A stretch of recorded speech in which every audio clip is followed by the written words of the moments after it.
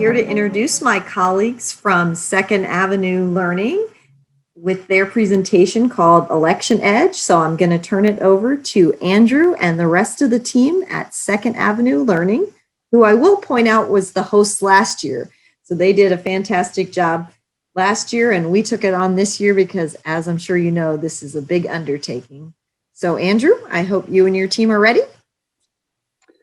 Absolutely, and thank you. First, I just want to thank everybody just for taking your time today. Elizabeth, for you and Ann just moderating. We know what a chore sometimes that could feel like because it's a lot of responsibility, but you're handling it extremely well. We're just extremely grateful and just appreciate that time. If you are joining us live, want to tell me where you're from, connect with LinkedIn, whatever, or however you want to do that, particularly put where you're from in the chat. I'd appreciate it. I just like to know where everybody's at.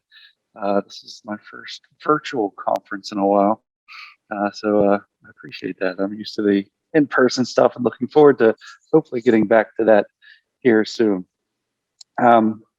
Anything this last year has taught us that our time is valuable, so I appreciate it. And so hello, all watching from Phoenix, Chicago. Give you guys an idea, I am near Philadelphia, Pennsylvania today. But mostly I spend my time near Pittsburgh, so the other side of the state. But just wanted to thank educators, especially as educators, your time is especially precious.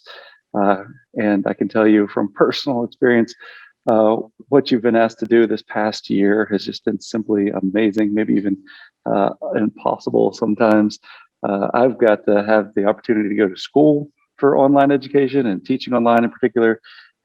So I was prepared for everything that happened in the pandemic, but what we've asked of you has just been incredible, the way you've had to change, adapt, and learn so much for the past year. So thank you. You truly are just heroes of what we're doing. So that's my little spiel, just showing that I truly do appreciate what you've been through. Now, I know we only got a half hour together, but let me take 30 seconds just to introduce myself. As Elizabeth said, my name is Andrew Gump. I am the Director for Learning Design at Second Avenue Learning. We love creating educational products that really matter, that really make a difference. And I've been working on the online realm far longer than a virus has made it popular, for roughly 16 years now. My PhD is in curriculum and instruction with an emphasis in instructional technology. So truly learning in this medium is my life, and designing online courses and even teaching and training at the graduate level, particularly in the College of Education, is where I spend a lot of my time. So I get to teach a lot of teachers, in particular how to teach, not just online, but how we make that instruction effective, engaging, and make sure we're maximizing our potential with our students. So today, I'm kind of going to show you one of the ways that we could do that with a tool that we've created. And what we call that is Election Edge, as she mentioned. I'm going to kind of help you with that today. So if I get this correct, I will be sharing my screen. And you should now see the login for the tool itself. And I only left that up because if I leave it open for too long in preparation, it would log me out. But I kind of wanted you to see today just what we've created and how it can help you as we're moving forward, to help you engage your students in this area. We all know the election is one of those things that is sometimes shrouded in mystery, but it shouldn't be, because the implications it has on our everyday lives. So we're going to take a look at the election process. That's specifically what Election Edge does, kind of helps break that down for our students and help take the mystery out of that complex thing that the United States calls our election process. It is a research-backed approach, I should say that up front, tackling the tricky topics, such as the Electoral College and the primary system. But the big news is it's without the political agendas. Even this week I was looking, and there's a lot of other sites that offer some information, but they all seem to have an agenda. So we've completely removed that, created an unbiased look at what the election process is. It's a place where students are allowed to take control of their learning. That is a very big deal. Help predict election outcomes, to dealing with politically charged topics. And so whether you teach elementary school or high school, Election Edge brings that presidential election system right to life in your classroom. I'm going to walk through some of the things today. I know our time is abbreviated, So I'm going to go over some of my favorite features, key features, if you will. And if we have time, I may even share some lesson plans, at least one. Yeah, you heard that correctly. If you're a teacher, we do create lesson plans around the product just to help you out. Like I said, time is valuable. We know you have your time gets limited and even less and less of it as the days go by. So we've just created a lot to hopefully help you in that. We've designed dozens of lesson plans around the different aspects of Election Edge for most grade levels too. To help take that burden off, including some of the more difficult states and standards that we know you have to deal with. So if you're ready, let's jump in and kind of see some of the things that this tool can do. And I'm going to go right across the top because I think I just like order. But to kind of give you an idea, election primers, this is just a place where we've placed some videos. I know videos do not go over well, so I will put this in the chat, or we can put the address in the chat so you can look at the videos later on after the fact. But we literally just have a couple of videos here that help describe what the election process is, what it means, and kind of breaks down the most complex pieces for students for both the Electoral College and the primaries to make it a little easier. Since video doesn't go over well, I'll kind of skip over that, but I do encourage you to take a look at those when you have time. The next big thing on here is election history. And this is a breakdown of the past elections for each party of who won them. Generally speaking, I like to go to 2016 only because of the controversy around it, and I find that very fun to play with.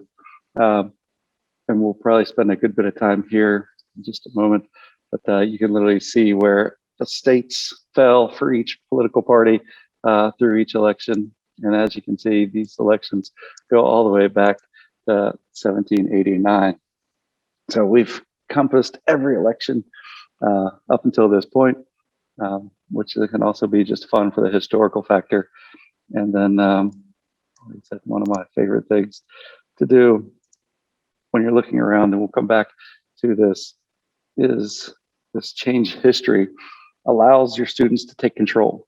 I probably don't have to describe the importance of having students or learners have control of their own learning. But when we can do that, it does encourage and motivate them to stay on a topic, to learn a topic, and to actually absorb it. So one of the things that we simply love and build in here is that ability to change and to make these things kind of happen real time.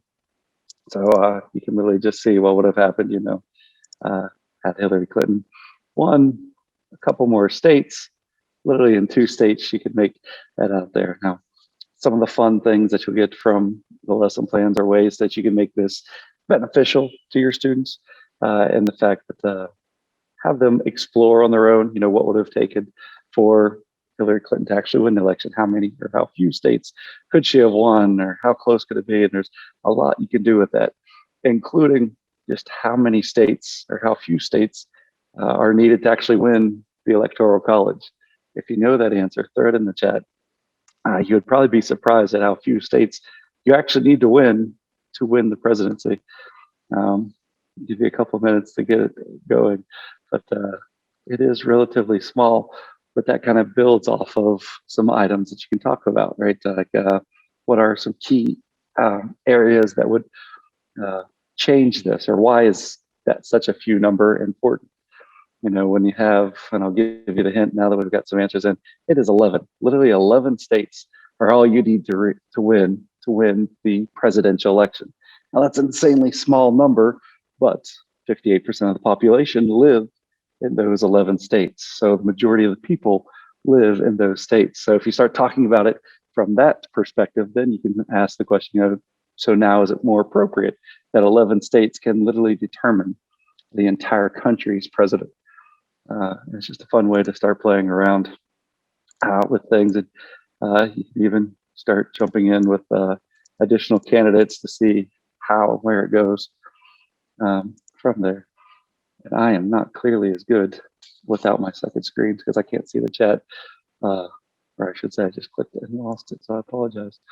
But it's a great tool to have your students interact with the history as a whole, and kind of just play with who could have won, where they could have won, and just how close things really were. Absolutely love it. It's a great way to just have students play and kind of see how important that electoral college is. And I'm sure those of you who will follow the elections know that importance as well. But it's a rather fun thing to see just how close they were. You can make those comparisons back and forth between even the last 2 years to see how close it was, especially for this, and the difference between the two parties. That being said, I see I've already taken 11 minutes, so I'm going to jump on through. Besides playing with that, which I think is the fun of myself, there's also some other key components, main issues. All right, so this past election, obviously, and even still, COVID-19 was a very big thing. We literally break those down by election. So if you jump back to 2004, maybe you don't remember where we were. I think Iraqi war, terrorism was a very big deal that year. You can kind of see where we're at. We also put some key features that we think are important at their 11 states. Oops, I just gave away a couple of things. 11 states where there's a very small margin of victory.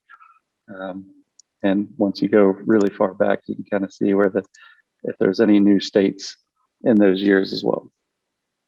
And finally, some exploratory questions, keep them going even further into the ideas and concepts around the election. Mudslinging happens to be this year.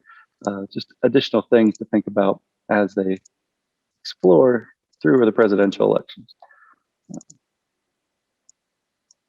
There we go. Now moving on, if I can see any crazy things going on, and feel free to interrupt. I'm used to like I said, the in-person presentation and having that. So I do not mind the questions, and if they come up, please feel free to interrupt me as well. Next, I want to take a quick look at, since we're almost halfway through, primary pursuits. Now, what's great about the primary pursuit is you can select a party and literally just view the primary for it and see some very important details about not just the states, but how they lean and key aspects. So you can see registered voters for each state, the number of delegates, all right there to kind of look at and see. Switching to Pennsylvania because I know it. I'll just see where the data is. Like, we have roughly 9 million voters, or almost 9 million registered voters in the states, and kind of where it went there. You can see there, Biden wins by 151 to 34. Little things like that just kind of let you see how the primaries worked out. And you can literally filter that by all kinds of different things. Primaries, the caucuses, who participated, whether it was open or closed, and delegated awarded. As you guys know, can be a complicated thing as a whole, but allows you to see a lot of the individual aspects of each. And you can always switch between the two relatively quickly. And when each caucus actually, or primary actually occurs. So you can see which ones are on the same days, and how many delegates with each. Just a fun way to kind of look through it. Poll data, just to kind of give you an idea. And I want to jump back to 2016, like I said, because I think it is more controversial. As you can see, the polls didn't have a lot of knowledge, if you will, going in the aspect of like Pennsylvania and Florida, where those votes were going. So you can kind of do your own predictions through that, including looking at the national data throughout. I just completely lost it. Nice. And looking at each state individually as well. And then we get to Prediction Central. It's one of those things that I personally enjoy because you can kind of predict the election with your classmates. Each student could look through the predictions on their own, make their own predictions, load, save it, share it with their class, and submit it even. And then in election years, that becomes one of those fun things to just see how close people were as they go through with complete the shareable map for each. And then maybe the most fun from my perspective, you can run your own class elections inside of it. So I'm sure we've all been there. Maybe you've done it already, where you can run your own elections. Well, here you can run the election and allow your students to be candidates if you want. If you want to do a class election and kind of see how each one goes and runs. And we've done a couple inside the office ourselves just to see who would win. I won't tell you that I didn't, but to give you an idea of where we're at and let you play. We think this is one of those fun things. You can set it up to go over for a certain period of time and then let your students select who would actually win. And it's relatively simple to set up, just to throw that out there. And once you do have it in there, it is very simple to create different parties, create different nominees, and you name it from there. Everything you would actually want and expect inside that tool. The final thing I want to share with you is we do have a built-in scavenger hunt now. As the facilitator or teacher of this, you can kind of see everything in there. So there's a lot of information within the tool that students can use, including, and this is just our way of helping you kind of give them a scavenger hunt within it, right? To get them looking around, spending some time learning some information. The research always shows that when a student gets a chance to explore and find information for themselves, they have a better chance of remembering it and absorbing and learning, at least Andrew? moving that into their short-term memory. Yes, ma'am. Andrew, this is one of the moderators, Liz. There's just a couple questions that are coming up in the chat. People are really excellent about this and they're going in, and there's some questions about, is Election Edge a subscription? And could you just, or costs to it? Could you just take a minute and clarify that for people? Absolutely, that's on my list, the last thing to talk about. But yeah, we could jump in that right now because I know how important that is. So it is free for teachers, so you can sit here and play and set up as long as you want. And actually, just this week, we reduced the cost. There is a subscription cost to the tool as a whole, and we reduced it from $4.99 to $99 for the year. That is with unlimited student interaction, so you can have as many students as you want. And I will tell you, but don't tell my bosses, theoretically, that means you could use it in multiple classes across your schools. And that's just one of those things to think about. But yeah, we are very big on or I should say, I am very big, especially on making sure that it's available and easy to schools. So that is the reason for that price drop. We understand where everybody's at right now. I know what everybody's dealing with. So we want to make sure that you have these things that are up and available to you right now. So like I said, so just to recap, that's free for teachers for an entire class. It's $99 for the year. There we go. Any questions or concerns around that? And I appreciate you running into that because I apparently have lost my participant or my chat as a whole and I'm not smart enough to figure it out on the fly. There we go.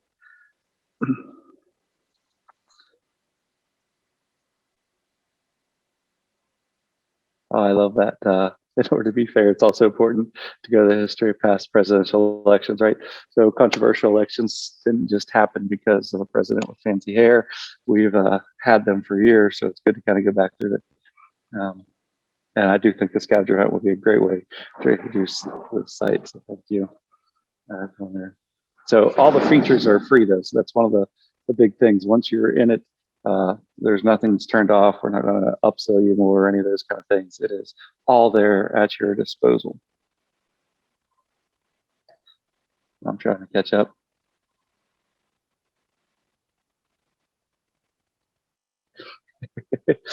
I see some of these comments are a little on the chose one side or the other, and I find that amusing. So the tool itself, obviously completely unbiased, but how you use it, completely up to you.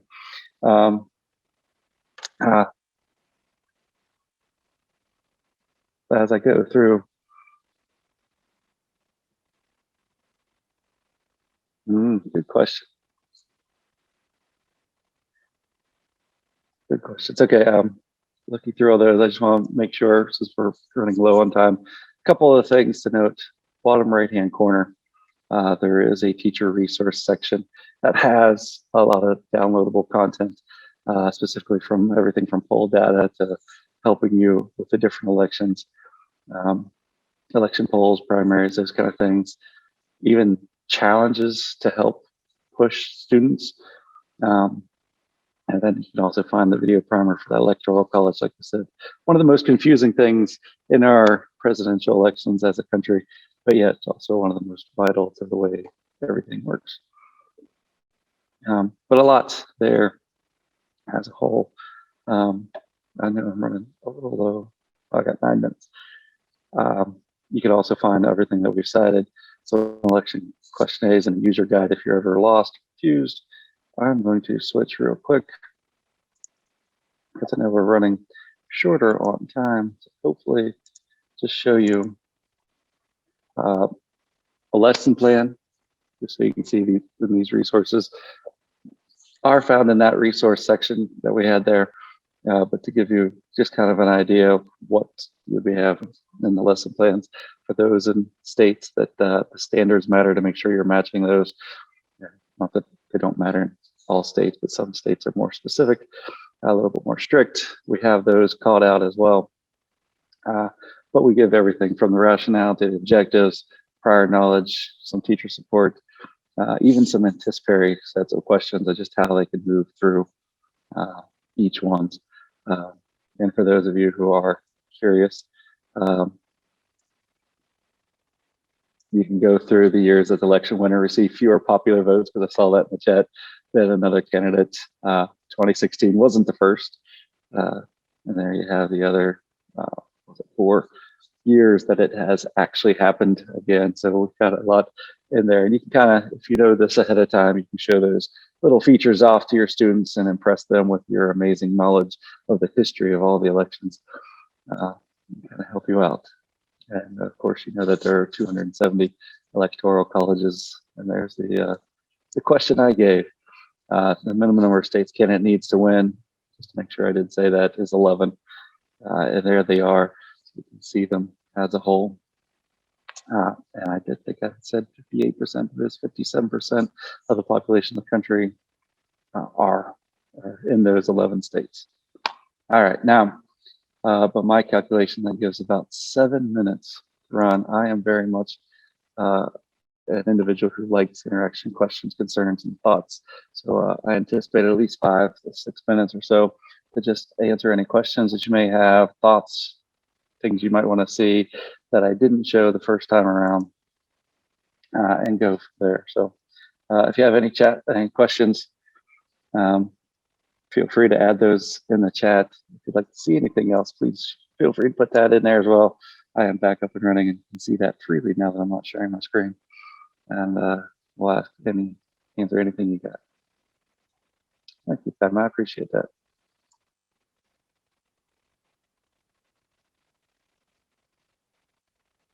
Yeah, the visuals, sorry, I'm going back to the visuals, and the ability to compare data through this site is one of the big things that we wanted to show as a whole, just how crazy it is and what little changes can make, right? Like I said, I love that change history button. And you can just see how close you can get to 270. I don't know why, but that is one of my most fun things to do, to sit there, play with some of the states and try to get to as close to 270 as possible and just barely eke out that win. But the visuals, like you said, are one of the fun things.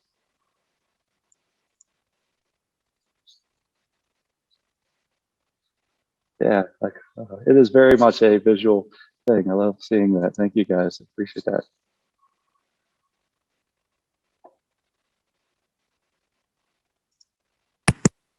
Andrew, is Yes, ma'am.